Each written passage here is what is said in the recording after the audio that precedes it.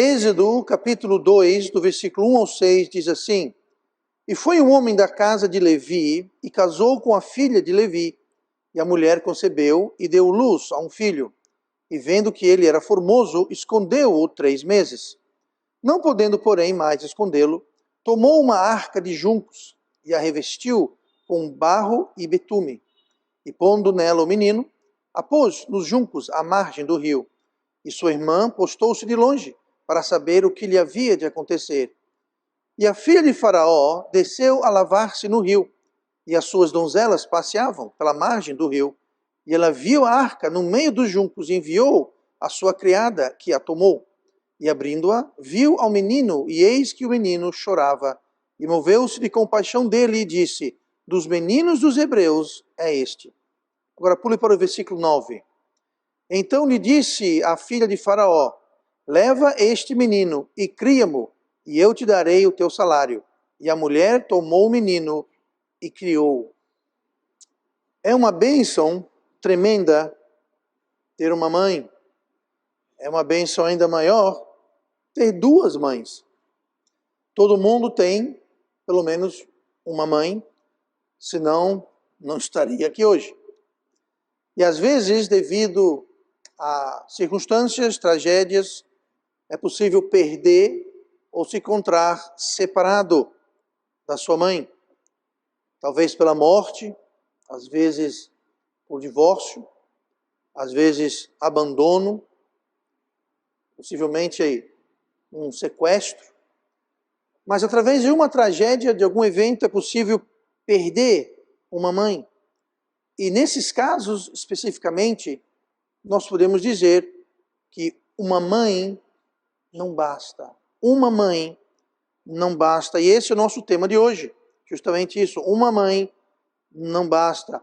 O que nós acabamos de ler em Êxodo capítulo 2, é claro, nós conhecemos a história, o início da história da vida de Moisés. E para Moisés, no caso especificamente dele, Moisés, que era um homem muito especial na Bíblia, em vários aspectos, mas um dos fatores únicos e importantes na vida de Moisés é que Moisés teve 2 mães. Ele teve a sua mãe natural, mas foi necessário, no caso dele, que houvessem 2 mães. A sua mãe natural, nós sabemos de Êxodo 6, versículo 20, que o nome dela era Joquebede. Nós lemos aqui no versículo 1, e foi um homem da casa de Levi e casou com uma filha de Levi. E a mulher concebeu e deu à luz um filho. Então essa mulher aqui, não menciona o nome dela aqui em Êxodo 2, mas se você ler Êxodo 6, versículo 20, lá está dizendo que a esposa desse filho de Levi era de fato Joquebede, que era a mãe de Moisés. Então Moisés tinha sua mãe natural e ela concebeu e deu à luz a um filho. Essa é a primeira mãe de Moisés. E também houve a sua mãe adotiva, a filha de Faraó, como nós lemos no versículo 5 de Êxodo 2. Mas se nós lermos 1 Crônicas 4, versículo 18, nós podemos perceber algumas coisas muito interessantes sobre a mãe adotiva, sobre a filha de Faraó. Lá em 1 Crônicas capítulo 4, versículo 18, diz assim: E sua mulher, judia, o nome da mulher era Judia, era conhecida como Judia. Tá? Não é que ela era judia, mas o nome dela, ela era conhecida como Judia. Essa Judia tinha alguns outros nomes, mas aqui ela é chamada de Judia e outra coisa. Mas veja só. E a sua mulher Judia deu à luz a Jered, pai de Gedor, e a Eber, pai de Socó, e a Jecutiel, pai de Zanoá. Veja só. E estes foram os filhos de Bitia, filha de Faraó, que Mered tomou como esposa. Não está dizendo aqui, mas é justamente isso. Então nós sabemos a mãe natural que deu a luz a Moisés era Joquebede, e sabemos que a mãe adotiva, a princesa do Egito, a filha de Faraó, também tinha nome e era conhecido como Bitia ou como Judia. Por quê? Porque essa princesa, filha de Faraó, ela se converteu ao judaísmo e casou com Mered, um judeu. Isso em Crônicas. e deu 3 filhos, pelo menos aqui relatados a ele. Então, a princesa, a filha de Faraó, não só criou Moisés, mas ela também saiu com o povo. Ela saiu, ela se converteu ao judaísmo, e no Êxodo, quando o povo de Deus fugiu, atravessou o Jordão, ela foi junto. Ela se juntou ao povo de Deus, se casou com Mered, deu a ele filhos, e o nome dela era Bitia, mas também era conhecida entre os judeus como judia, porque ela se converteu ao judaísmo. Uma história muito bonita, como Deus abençoa ela por ter tomado a criança, teve compaixão da criança, que ela sabia que era judeu, porque ela falou. A gente leu agora há pouco, ela falou, este é um filho dos hebreus.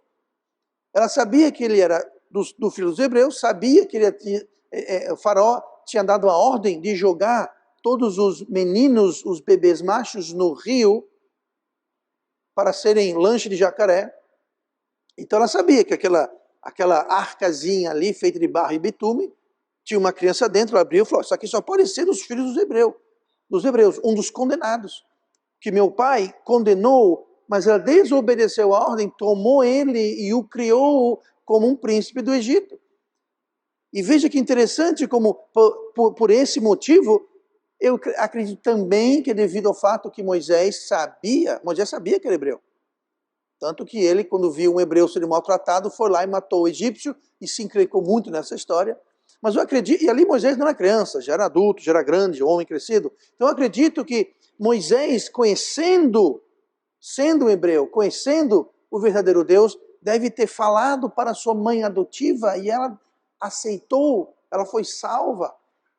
E quando o povo de Deus saiu, ela saiu junto, tendo ela ingressado em suas fileiras. Mas, pense nisso. Se dependesse apenas de Joquebede, Moisés teria de fato virado lanche de jacaré. Porque ela não colocou no rio como deveria, jogado assim, onde ele morreria afogado ou comido, devorado. Mas ela preparou uma arca de barro, colocou bitume para ficar impermeável, colocou a criança dentro, colocou flutuar, numa chance que a criança sobrevivesse. Mas quanto tempo você acha que um bebê, em poucos meses, sobreviveria flutuando dentro de um balde, efetivamente, rio abaixo, sem ninguém para cuidar, alimentá-lo, no meio de o Nilo, infestado por crocodilos e toda sorte de animal?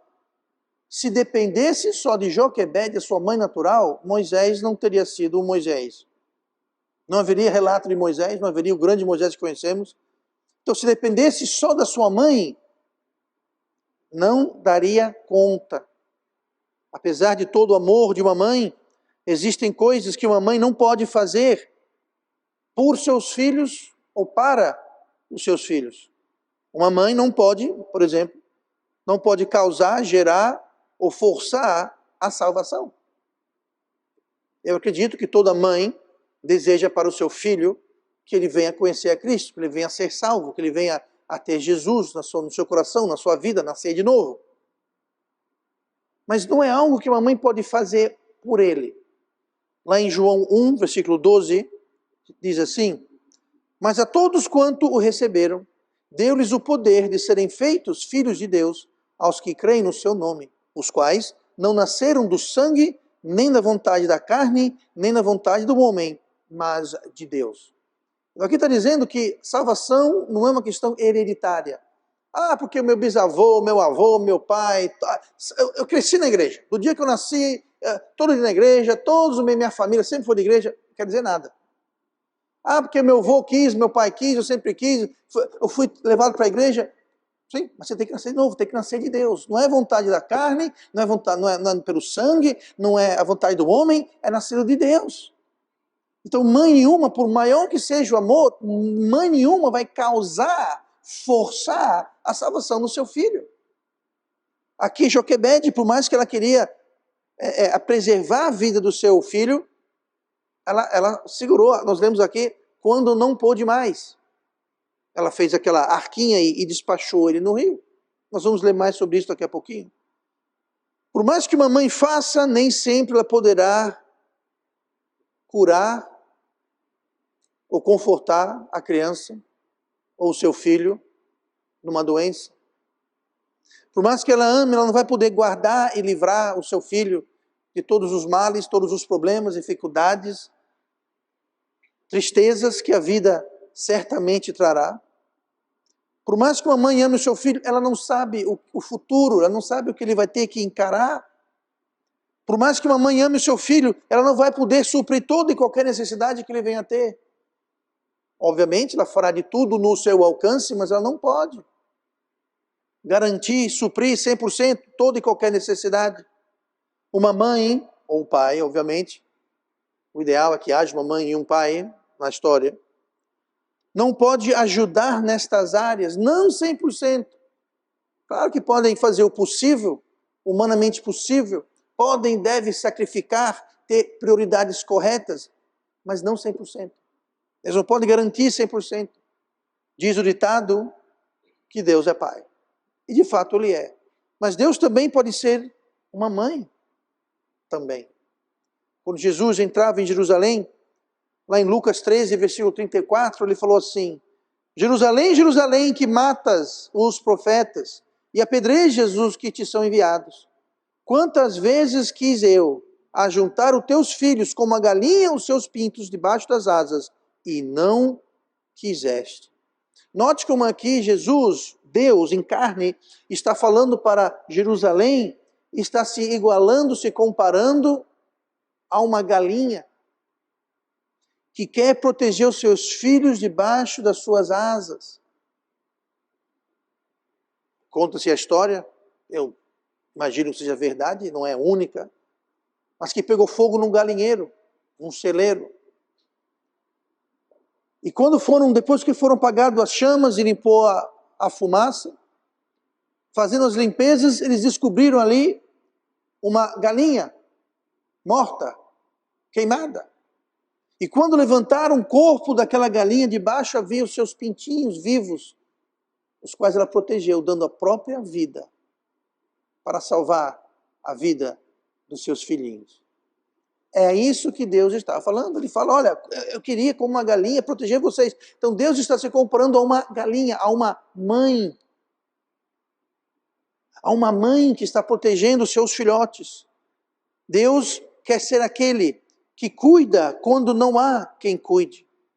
Deus quer ser aquele que ama quando não há quem ame. Deus quer ser aquele que quando não há ninguém para ajudar, ou cuidar, ou curar, Ele o fará. Deus quer ser como uma mãe. Mas às vezes, uma mãe não basta. Olhe comigo no versículo 2 e 3 de Êxodo 12 que nós lemos. Eu quero ver o amor da primeira mãe, o amor de Joquebede. E a mulher concebeu e deu à luz a um filho, e vendo que ele era formoso, escondeu-o por 3 meses. Sempre que eu leio essa parte aqui, eu li isso a primeira vez há mais de 30 anos atrás, e eu pensei a mesma coisa. Ela o escondeu e o poupou e fez porque era formoso. E se ele fosse feioso? Ah, não, isso aqui pode... Eu acho que não é isso, tá? Eu só quero compartilhar as impressões que eu tenho quando eu leio esse texto, tá? Mas é verdade, ele não falou, viu o seu filho e guardou, não, viu que era formoso. Se fosse feioso, a conversa era outra. Né? Então, algum de nós temos da graças a Deus que nossas mães não tiveram que escolher, dependendo da nossa beleza natural. Eu, claro, não teria problema nenhum, né? Mas tem alguns aqui que dificilmente iriam escapar. Enfim, versículo 3. Não podendo, porém, mais escondê-lo, é muito interessante as palavras, não podendo mais escondê-lo, tomou uma arca de juncos, de palha, essas cestas de vime que chama, né? E ela colocou barro por dentro, eu imagino, e betume por fora, e fez uma cestinha, né, impermeável, e colocou no rio. Né? E pondo nela o menino, a pôs nos juncos à margem do rio. Como eu falei, Faraó havia ordenado a morte de todo bebê judeu desta forma, que muitos acreditam era uma espécie de um sacrifício infantil, porque os egípcios não só adoravam o Nilo, mas todas as criaturas do Nilo. Se você fazer um breve estudo dos deuses egípcios, todos eles tinham cara de jacaré, sapo, hipopótamo, Por que esses animais? Eram os animais que habitavam o Nilo. Tá? Então, ele aqui, imagina que ele estava fazendo uma oferenda forçada, porque não era o filho dele, né? Mas estava fazendo uma oferenda, um sacrifício ao deus crocodilo, que certamente tem um nome aí que eu não sou muito ligado na teologia egípcia, tá? Então não vou me perder tempo nisso. Mas lá em Êxodo 1, versículo 22, diz assim: Então ordenou Faraó a todo o seu povo, dizendo: A todos os filhos que nascerem, lançareis no rio, mas a todas as filhas guardareis com vida. Então o Faraó falou: olha, criancinhas, meninas, tudo bem, mas os meninos, tudinho vai para o rio. Tudinho vai virar lanche de jacaré. E por amor, Joquebede guardou e escondeu Moisés. Nós lemos isso no versículo 2. Qual era a penalidade para desobedecer a ordem do rei? Morte. Ela arriscou a morte. E provavelmente não só ela, mas a do seu marido. Sabemos que ela tinha pelo menos uma filha, que o nome não fala, mas ela foi espiar, né? Então Moisés tinha uma filha, nós sabemos posteriormente que o nome dela era Miriam. Não fala se ele tinha outros irmãos ou irmãs, mas toda a sua família estaria em perigo, em risco. Então arriscou a sua vida e contrariou a ordem de Faraó. Quando ela não podia mais esconder, então ela colocou ele na arca, no versículo 3, e entregou nas mãos de Deus, lançando a arca no rio. E Deus abençoou esse ato de fé, esse ato de confiança nele, porque no versículo 7 de Êxodo 2, nós vemos a recompensa maravilhosa. Você não pode inventar esse tipo de coisa. Diz assim o versículo 7. Então disse sua irmã, a filha de Faraó: Irei chamar uma ama das hebreias, que crie este menino para ti. Perdão. Ela perguntou: Irei chamar uma para ti? E a filha de Faraó disse-lhe: Vai. Foi, pois, a moça e chamou a mãe do menino. Veja só que maravilha de bênção. Não só Joquebede teve seu filho salvo da morte ao ser resgatada pela princesa, pela filha de Faraó, por Bítia. Não só isso, mas ela foi contratada para criar o próprio filho. Ela foi paga para criar o próprio filho. E se você ler aqui direitinho, tudo indica que ela levou Moisés de volta para a sua casa, até ele ter uma certa idade, ser desmamado, aí então, ainda bebezinho, criança, jovem, bebezinho, digo assim, até uns 2 anos talvez. Aí então Moisés foi de vez para o palácio, foi criado com todos os privilégios, todas as mordomias e todas as oportunidades de um príncipe do Egito. E o tempo todo com essa ligação com a própria mãe. E acredite-se que a mãe foi criar Moisés dentro do palácio. Então Joquebede criou ele e foi aí, como eu mencionei antes, que ele aprendeu sobre o Deus Jeová, que ele aprendeu sobre a história do povo hebreu, que ele aprendeu sobre a sua herança cultural e espiritual. E ele passou isso, evidentemente, para sua mãe, que mais tarde, sua mãe adotiva, que mais tarde se converteu ao judaísmo, casou e está na genealogia do povo de Deus. Mas note aqui que Joquebede não colocou Moisés no rio porque ela queria. Ela não fez por escolha, ela foi forçada. Ela não fez por vontade. Ela foi forçada. E aqui fala, não podendo, porém, mais esconder. Podendo. Ela fez até quando ela pôde. Quando ela não pôde mais, ela o colocou no rio. Crendo em Deus, que Deus de alguma forma iria operar algum milagre, e operou. Muitas vezes nós não vemos Deus operando milagres e fazendo obras em nossas vidas por um simples motivo. Nós não damos oportunidade. Nós vamos lá e resolvemos do nosso jeito. Vou dar um exemplo.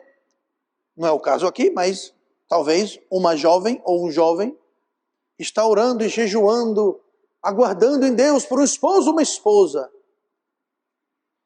O que ele faz, ou ela faz? Em vez de aguardar e esperar em Deus, pega a primeira coisa que entra pela porta.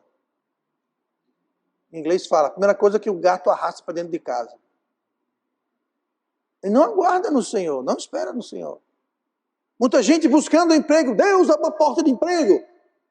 Mas em vez de esperar no Senhor por um emprego que Deus quer, não, pega a primeira coisa que aparece. Eu sei vários casos de pessoas que eram dessa igreja, que buscavam um emprego, não aguardaram em Deus, pegaram um emprego que não deveriam ter pegado e hoje não estão mais em nosso meio. Não é um caso, nem dois, nem três. Posso citar vários aqui, não vou, é claro. E muitas vezes nós amarramos a mão de Deus e nós não vemos Deus operar porque nós não damos a oportunidade para Deus. Aqui Joquebede fez isso, ela fez a arquinha, colocou seu filho dentro, colocou no rio e confiou em Deus. Confiou em Deus. E Deus operou. Muitas mães preferem colocarem seus filhos nos rios. Que rios, pastor? No rio da carreira profissional. Coloca sua carreira, seu trabalho acima dos seus filhos. Pastor, é errado a mulher trabalhar? Não, não é errado. Falamos sobre isso recentemente, às quartas-feiras. Não é errado a mulher trabalhar. É errado a mulher ter trabalho na prioridade errada. O trabalho, a carreira de uma mulher nunca deve ser maior ou mais importante, tomar mais lugar, espaço na vida dela do que sua família. Eu digo mais, homens também. Trabalho, emprego, carreira nenhuma deve estar acima da sua família, da sua esposa, dos seus filhos. E se a mulher que não pode, não, o homem também não pode, não. A nossa prioridade correta é Deus, esposa, filhos. Nessa ordem, não é filhos de esposa ou esposo. Deus, o seu cônjuge, seja esposa ou esposo, filhos. Essa é a ordem. Seja você homem, mulher, marido, marida, esposa, não interessa. Mas muitas vezes mães e pais colocam seus filhos no rio, sacrificam seus filhos no rio. Colocam sua carreira mais importante. Não tenho tempo, não tenho interesse, estou ocupado. E figurativamente lançam seus filhos no rio. Sacrificam seus filhos em prol de carreira, em prol de dinheiro, em prol do trabalho. Não deve ser assim. Nunca existe uma discrepância, nunca existe discordância entre servir Deus e sua família. De fato, você não pode fazer nenhum dos dois negligenciando o outro. Você não pode servir Deus negligenciando sua família e você vai negligenciar sua família se você não servir a Deus. Os dois, é tudo a mesma coisa, gente. Então essa desculpa de, não, a minha família vem primeiro.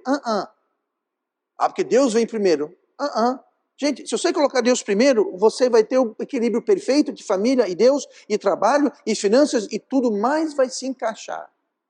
E mais uma vez, muitas vezes, as nossas finanças, nossas carreiras, nossos trabalhos, não vai como deve simplesmente porque nós colocamos nossa família, nossos filhos no rio da carreira. E Deus não age. Deus não vai abençoar. Deus não vai fazer o que Ele poderia, queria, gostaria de fazer. Porque não estamos fazendo como Joquebede fez. Entregou confiando em Deus quando ela não pôde mais fazê-lo. Muitas mães e pais colocam seus filhos no rio da farra e da diversão. Importante é farrar, divertir, aproveitar a vida. Filhos, né? Se der tempo eu vou lá esfregar a cabeça dele um pouquinho. Muitos colocam no rio de usar aquela criança como uma ferramenta para conseguir alguma coisa. Para ser massa de manobra. Acontece. Não há amor nenhum. Aquela criança foi encomendada para um determinado fim. Isso nunca acaba bem. Colocam no rio da conveniência. Gente, se alguém ouvir a minha voz, você não quer ter a inconveniência, e ter filho é inconveniente. É uma maravilhosa bênção, traz enorme prazer, mas sejamos francos, é uma inconveniência. Você vai ter que sacrificar tempo, dinheiro, a si mesmo, colocando sua família, o seu filho, acima das suas prioridades, do seu bem-estar. Se você não está disposto, se faça um favor, tenha filho não. Porque vai ser mal para o filho, mal para você e mal para todo mundo. Não faça isso não. Não coloque o seu filho no rio da conveniência. Nem sempre é questão de precisar, mas querer. É uma escolha. Cada um que julgue e decida o seu próprio caso. Eu não estou aqui para julgar a situação de ninguém. Eu não conheço ninguém, alguém aqui que não está aqui, que está me ouvindo. Eu não estou aqui para julgar. Julgue-se a cada um e responda para Deus, não para mim, para Deus. O porquê nós fazemos aquilo que fazemos. Mas todos nós precisamos do amor de uma mãe. Todos nós precisamos do amor de uma segunda mãe. Vamos ver isso agora. Êxodo 2, versículos 5 e 6. Vejamos aqui o amor da segunda mãe. E a filha de Faraó desceu a lavar-se no rio, e as suas donzelas passeavam pela margem do rio. E ela viu a arca no meio dos juncos, e enviou a sua criada, que a tomou. E abrindo-a, viu ao menino, e eis que o menino chorava. E moveu-se de compaixão dele, e disse: dos meninos dos hebreus é este. Como nós lemos, ela falou: isso daqui é um dos condenados. Não foi um ups, ela sabia o que estava fazendo. Versículo 9. Então disse a filha de Faraó: leva este menino. Ela falou isso para Miriam. Lembra que ela foi seguindo e vendo o que seria? Né? Eu sempre achei meio mórbido isso, né? A irmã ia seguindo para ver quantas bocadas o jacaré vai dar, como é que vai ser. Ela não sabia que Deus ia operar um milagre. Ela foi ver no que ia dar naquilo. E ela falou: leva este menino e cria-mo, e eu te darei teu salário. E a mulher tomou o menino e o criou. No caso, a Miriam levou para a mãe do menino e dela e criou. Então, a filha de Faraó sabia que ao acolher o pequeno Moisés, ela estaria contrariando a ordem explícita do seu pai, o rei, o Faraó. Nós lemos aqui já que Faraó ordenou isso. E eu vou só repetir aqui para enfatizar. Então ordenou Faraó a todo o seu povo, incluindo quem? A filha dele. Ela fazia parte de todo o seu povo. Então ela contrariou, ela arriscou. A pena por desobedecer o rei seria morte. Até a princesa. Mas a Bítia, a princesa, ela arriscou perder tudo. O conforto e mordomia, as oportunidades, a segurança e o luxo que ela desfrutava, e arriscou a própria vida como uma verdadeira mãe. E talvez até como muitas verdadeiras mães naturais não o fariam. Eu me arriscar, eu vivo no palácio. Eu tenho luxo, riqueza, mordomia, posição, tenho status. Muitas mães naturais não abririam mão disso pelos seus filhos naturais. Triste, mas é uma verdade. Muitas mães naturais não fariam isso pelos seus próprios filhos. E aqui nós temos a filha do Faraó fazendo isso por uma criança condenada pelo rei, pelo Faraó. Apesar de Moisés ser o objeto do amor de duas mães, mesmo assim, não foi o suficiente para Moisés. Moisés precisou de uma terceira mãe, o próprio Deus, que causou todos esses eventos a se encaixarem. Então, para mim e para você, de um modo bastante real, uma mãe não basta. Uma mãe não pode trazer salvação. Por mais que a sua mãe lhe ame, por mais que ela possa fazer, por mais que ela se sacrifique, uma mãe não pode trazer salvação. Nós precisamos de Deus. Mães, não sejam orgulhosas. Mães, não sejam tolas. Recusando a ajuda de uma segunda mãe que Deus proporcionou e colocou na sua vida. Já pensou se Joquebede falasse: não. O meu filho vai ser criado no palácio pela filha do Faraó, o mesmo Faraó que está perseguindo o meu povo, o mesmo Faraó que decretou essa lei de matar. Quantos bebês hebreus morreram? A ordem dele, e a filha dele vai criar o meu filho? De jeito nenhum. Se a pessoa fizesse isso, o quê? Vai deixar ele um refogado no rio? Ser comido por jacaré? Morrer de fome, de exposição aos elementos? É isso? Devido ao orgulho? Não. Se Deus mandou o socorro, se Deus mandou a bênção através da filha do faraó, da filha do homem que condenou o seu filho, eu aceito. Humildemente aceito. Joquebede aceitou com alegria e gratidão o amor e a ajuda de uma segunda mãe. E todos nós devemos ter a mesma atitude. Aceitar o amor e a ajuda de uma segunda mãe que talvez Deus venha colocar na sua vida, proporcionar na sua vida, e aceitar, ouvir, receber com gratidão e alegria. Quantas bênçãos se perdem por orgulho e teimosia.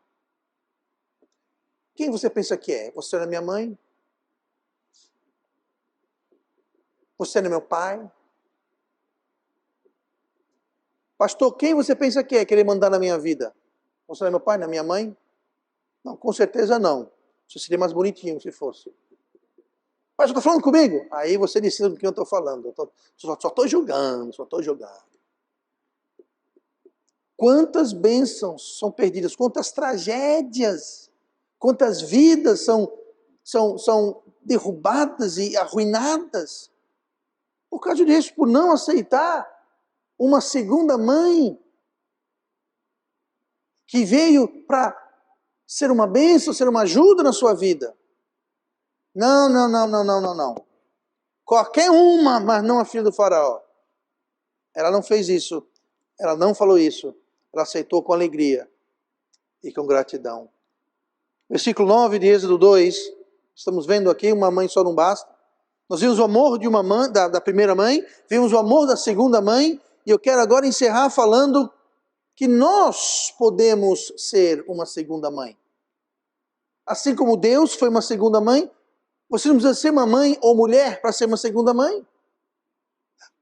A mãe é um canal através do qual Deus abençoa e opera na vida de alguém. E nós podemos ser uma segunda mãe. Nós podemos ser um canal que abençoa e opera a obra de Deus em nossas vidas. Nós podemos ser essa segunda mãe, ser esse canal do amor de Deus. Todos podemos ser usados por Deus, se apenas nos prontificarmos. Não é necessário, como Bitya, como a princesa, criar alguém. Talvez sim, mas não é necessário. Mas nós podemos ajudar de alguma forma. Saiba, porém, que haverá um custo. Nós lemos que a princesa disse, eu te darei teu salário. Para a princesa ajudar a ser a segunda mãe, houve um custo. Ela falou, eu vou pagar o teu salário. Aqui não estou falando sobre um custo financeiro, haverá um custo. Haverá sacrifício. Haverá um preço a ser pago para ajudar alguém. No seu tempo, na sua paciência. Você vai ter que ter compaixão e sofrer com aquela pessoa. Muitas vezes o preço é o preço da ingratidão. É o preço de não ser reconhecido, de ser rejeitado e até odiado por tentar ajudar. É um preço a ser pago. A princesa estava disposta a pagar o preço, a pagar o salário. Eu imagino que não foi um grande sacrifício, sendo ela princesa do Egito. Eu imagino que ela tinha uma conta bancária bastante recheada. Eu não sei, mas eu imagino. Mas haverá um preço, grande ou pequeno, muito ou pouco haverá um preço. Estamos dispostos a pagar o preço para ser uma segunda mãe, para ajudar alguém, ser um canal de bênção de Deus na vida de alguém, a dar o nosso tempo, nosso amor, nossa paciência.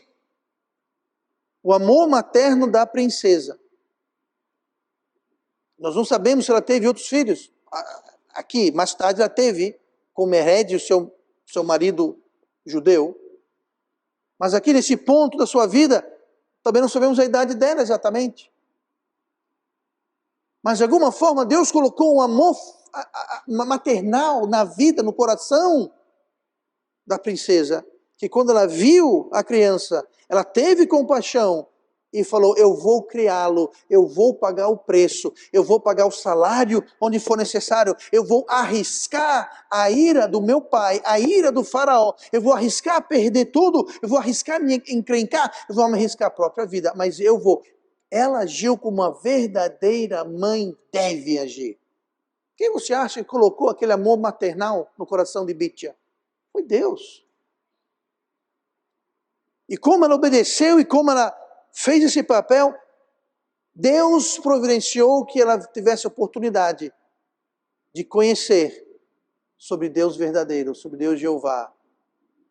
E ela saiu junto com o povo judeu no caminho da terra prometida. Quando Joquebede não bastou, Deus mandou uma princesa. Quando uma escrava não era o suficiente, Deus mandou uma princesa para resgatar um filho condenado de uma judia no seu país. Quem diria? Deus faz, Deus pode. Quando uma só mãe não bastava, Deus mandou uma segunda mãe. E quando uma só mãe não basta, Deus envia alguém no seu lugar. Pode ser um parente, pode ser um amigo, pode ser um pastor, pode ser um vizinho, pode ser você. Pode ser você. Você pode tanto receber a bênção de uma segunda mãe, como você pode ser a fonte da bênção e ser uma segunda mãe. Mesmo você sendo homem. Não deixe o título mãe. Entenda, mãe é um canal de bênção para o poder de Deus. Deus aqui usou Bítia, uma princesa. Poderia do mesmo jeito ter usado um homem. Poderia ter usado um macaco, um jumento, um hipopótamo. Não interessa. Deus escolheu usar Bítia, mas poderia ter usado um homem do mesmo jeito. Você pode ser uma mãe substituta. Uma segunda mãe. Resumindo esta noite, cuidado, cristão. Olhe sempre a seu redor e veja se há alguém enviado por Deus para ser uma segunda mãe para você. Não se feche e diga, eu não quero saber nada. Fique atento. Fique atento. Eu te garanto que provavelmente essa ajuda não vai vir na internet, no YouTube, no Twitter, no Instagram, Facebook. Olhe para a sua família, olhe para a sua igreja, olhe para os seus irmãos, olhe para os seus amigos, amigos de verdade, não aquele amigo como o filho pródigo tinha, que acabou a grana, acabou a farra, não sobrou um. Deus vai usar eles. Fique atento também para alguém que está precisando que você seja aquela segunda mãe. Atento para Deus querer usar a você. Se Deus trouxer figurativamente, claro, um bebê numa arca, você o acolheria? Estou falando se aparecer uma cestinha lá com uma criança dentro na porta da sua casa. Não é isso. Mas se nas circunstâncias da vida Deus colocar alguém no seu caminho que precisa de ajuda, e você pode ajudar, a princesa poderia do mesmo jeito ter olhado assim e falado, hebreu.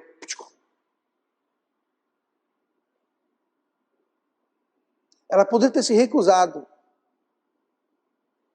Não. Você arriscaria sofrer o dano, a perda? Você faria o sacrifício necessário para ser uma segunda mãe? Nós podemos ser esse canal. Irmãos e irmãs, nós podemos e devemos ser esse canal. A princesa não estava procurando, deixa eu ver o que vai sair do rio hoje. Ela foi tomar banho no rio. E ela viu a cesta e falou, ei, escrava, vai lá ver. O que é aquilo ali? Aí quando abriu o cesto, uma criança chorando. Ela fez, não está aqui no texto, mas ela fez isso. e falou para a menina, a irmã dele, você, pega ele, arruma alguém para criar ele aqui, eu pago o salário. Eu vou criar ele como meu filho. Você faria isso? Figurativamente, claro, você não vai estar tomando banho, vai ver, não estou falando, você não é príncipe nem princesa, sem querer ofender ninguém. Mas figurativamente falando, se Deus colocar na sua vida, você não está procurando, mas Deus trazer na sua vida alguém que você possa ajudar, alguém que possa fazer uma diferença, eu estou muito ocupado. Vai ser muita despesa. Muito trabalho. Muita esquentação de cabeça. Ainda bem que a princesa não fez isso. Poderia, mas não fez. Precisamos tirar os olhos de nós mesmos e olhar ao nosso redor. Jesus falou, levantai vossos olhos e veja que os campos estão brancos para a colheita. E aí ele falou uma das frases mais tristes. A colheita é grande, mas os obreiros são poucos. Sabe o que quer dizer obreiro? Aquele que faz alguma coisa, aquele que opera, aquele que faz algo a respeito. Pastor, mas eu não sou obreiro, eu não tenho um cargo. Não tem cargo. Já contei a história aqui, gente. Deixa eu ver. Quase 30 anos atrás, uns 28 anos atrás, eu contei outro dia. Eu tinha um Fiat 147. Quem lembra daquela tristeza? Pois é, eu tinha um. Você não vai acreditar, mas eu colocava 9 almas naquela caixa de fósforo. Quando não dava mais, e não podendo mais, o que foi que o pastor fez? Eu começava a emprestar uma Kombi. Emprestar o quê? Se não me engano, eu alugava a Kombi. Ele emprestava a um módico preço de, eu não lembro quanto, mas... Aí eu enchia a Kombi. Para quê, pastor? Levar para a igreja. Mas pastor, você não era obreiro, você não era pastor, você não era... Pouco me interessava. Isso foi antes das minhas filhas nascerem. Mais tarde, na Inglaterra, a igreja alugava o ônibus para eu fazer isso. Eu e outras pessoas. A igreja comprou um ônibus, uma vanzinha, e ficava comigo a semana toda. Ficava parado em frente à minha casa. Eu não sou obreiro. Então seja obreiro. Eu não fui. Foi, Deus chamou, Deus convocou. Você é salvo? Está convocado. Você é salvo? Está alistado. Uma das frases mais tristes que a Bíblia tem é essa. A colheita é grande, mas os obreiros são poucos.